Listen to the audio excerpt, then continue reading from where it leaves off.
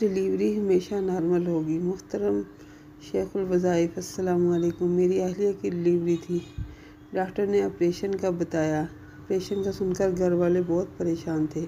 मैंने वहीं बैठे बैठे कसरत से व अलक़त माफ़ी है व तखल्लत सूरतुल इंशिकाक पारा नंबर 30 पढ़ना शुरू कर दिया।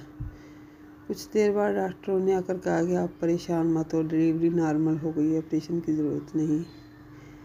गुर्दे की पत्थरी के लिए व इन्न मिनल हिजारति लमा यतफज्जरु मिन्हुल अनहार व इन्न मिन्हा लमा यशक्ककु फयख़रुजु मिन्हुल मा व इन्न मिन्हा लमा यहबितु मिन खश्यतिल्लाह वमल्लाहु बिग़ाफ़िलिन अम्मा तअमलून।